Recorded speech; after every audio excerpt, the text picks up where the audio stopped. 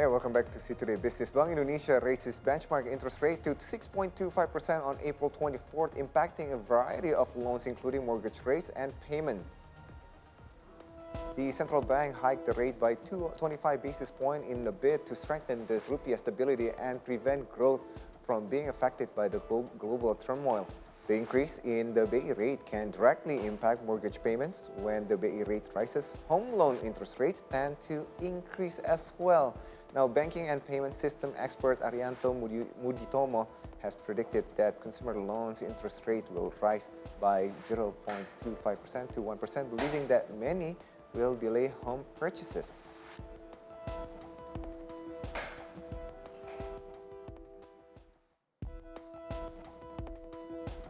Now, to discuss more on how the higher interest rate impact the housing market, we're joined by Ringkas Co-Founders, not one but two, Ilya Kravtsov and Leroy Pinto. Thank you so much for joining us here at See Today Business for both of you. Now, let's go with the first question, which is going to be, again, BI rates up 25 basis point, and then that usually it impacts the housing, the mortgage loans. Now, how does it impact the house mortgage at the moment, and which mortgage loan structure are affected the most? Yeah, it's very interesting. Generally, what we've seen in Indonesia is you generally have fixed rates, yes, right? For the first 1 to 3 years, they're quite reasonable because the bank actually subsidizes those fixed rates for say 3 years, and it goes to a much higher rate. But there's actually strategies to refinance, so that's looking forward for consumers in Indonesia. So are you saying it's actually not a bad time to actually purchasing a house at this moment? Yeah, so we're actually seeing right now with the top property developers, there's still a lot of demand. They're having record sales, so it's still a good time to purchase new houses in Indonesia. Oh, okay. All right. So some might say, when you're buying a house, let's say 500 million to a billion rupiah, you will end up paying almost half that amount on interest loan. Now, some might consider, if I'm able, I just want to pay cash.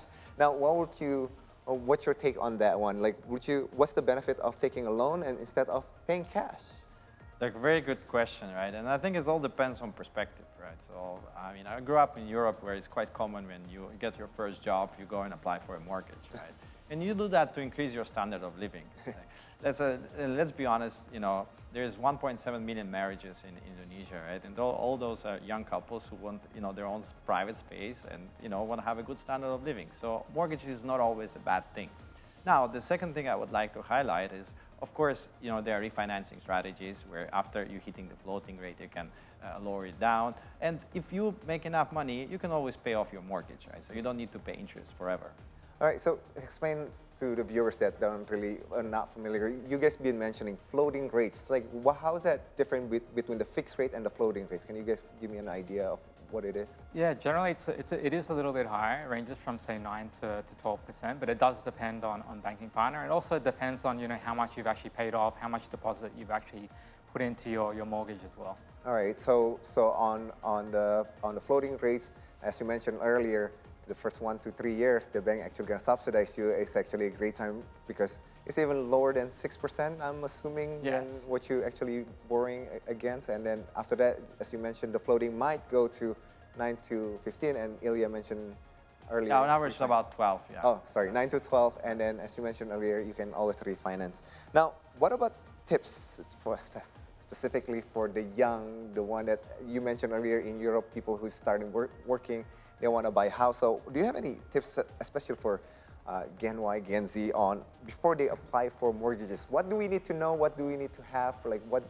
Yeah, I mean, it's important. So, if you're buying a new house, it's quite fortunate in Indonesia compared to other countries. Abroad, you need to save generally for a 20% down payment. But in Indonesia, it's actually affordable. You need to pay, say, 5% down payment. So a lot of the new homes, they do pre-sale events, and you can actually afford them. We would also say it's important, like Ilya mentioned, you build that culture of saving for your first home when you have your first job, for example. You prepare the right documentation as well, things like your bank statements, your employment records. Making sure you don't have any outstanding loans is also very important as well. Now, currently there are technology offering digital platform for applying for home loans. Now, could you explain what and how does digital mortgage entails, and how is it differ from traditional mortgage process? Traditional mortgage process is a lot of paperwork, right?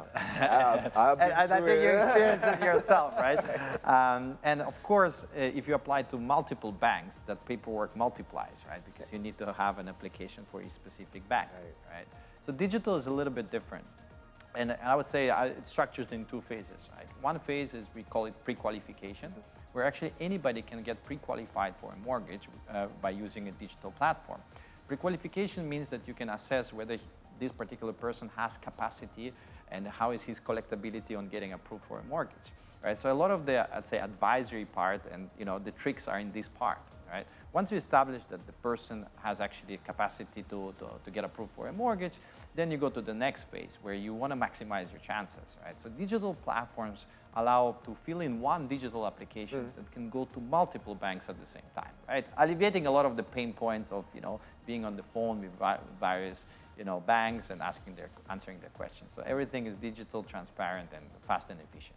All right, so right now we're talking about again, the Bay rates now is at 6.25. Now you guys are doing some of the digital, and then you mentioned the traditional one. I have to go from bank to bank, and then the paperwork and all that kind of stuff. So how can one digital platform actually help those that looking at this interest rate? Like this is news to me, that that actually it's not a bad time to actually purchasing a house at the moment. So how does a digital platform can help anybody with this problem of worrying about the high interest or applying in that fact? I think the most important file is information, right? I think what we feel is that many people don't fully have the full set of information about what is out there, right? Okay. What are the rates that the bank offering? What is actually, am I required? What documents do I need to collect? So I think a lot of the things that what we do is we really help in that initial process of discovery, of making them understand of what they need to do, right? Because people feel lost. It's quite a complicated process, and you don't do it that often. You usually do it a couple of times, in your life. Yes, even that couple of times is gonna take about 25 years to finish, actually. Very true, very true. Now, with that point, my mortgage actually is around 15 years. So there's a new rules. That they propose to extend it to all the way to 30 years, 35 possible.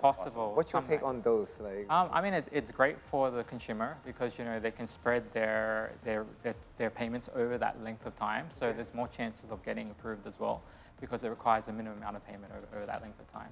All right, so that's interesting. Like on the social media, we've been hearing like, what, 35 years, and like how, what should we should consider when we getting getting a loans? Like, is it the length of the time, or is it how much the house costs?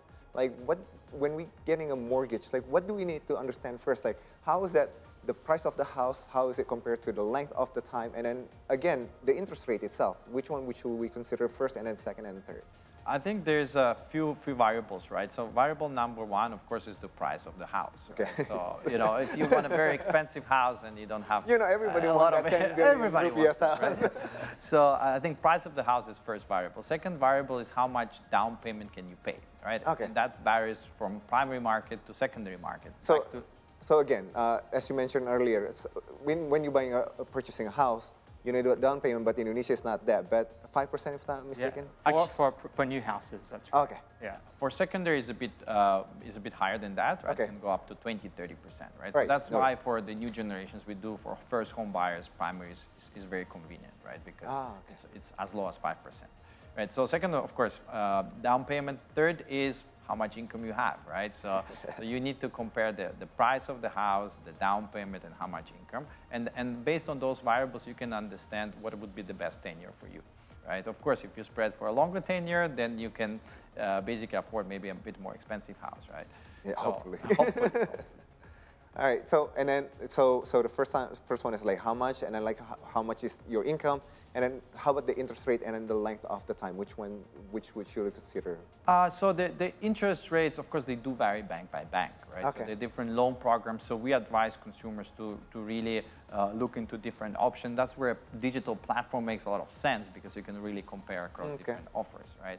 And the tenure is really on the preference of the consumers. Do you want to pay it off in 10 years and have a bit less disposable income, or you want to stretch it for 30 years and still enjoy life more, right? All right. So before I let you guys go, Now, how is the demand? Like, first with the housing itself, the mortgage, and especially since you get from digital, how is it? Are people moving into digital, and then how's the demand on that? Yeah, we are seeing that. And it's interesting in Indonesia. There's actually a 14 million housing backlog, which is very unique. And there's only around 500 houses being produced, every year. 500,000 houses being produced every year. Wait, say it again. So there are over 14 million backlog right now, people who want a housing, but every year there are only 500,000 houses. New houses. New houses. Yeah. Interesting. I'm in the wrong business. All right. Go ahead. Yeah, so because of that, there is still, quite a demand. There's also 1.7 marriages, every year in Indonesia. So there's still quite a large demand for housing. Right. And then how's the digital demand for mortgages? We're seeing quite a big uptake, just because, I think consumers, especially like you mentioned, Gen Z, they're really starting to move more to digital just because they can understand where they are in their financial journey a lot quicker, rather than having to fill in, manual paperwork, sending it to multiple banks. So we're actually seeing, that big shift between, traditional to digital. Oh, well, at the same time, like, we didn't have the option back in the day, so this just nice is knowing that it's actually there, and then it's nicer, like as you mentioned, that you can actually understand like your financing just by going through digital, because like a lot of times, like somebody needs to explain it to you one by one. That's actually really helps a lot.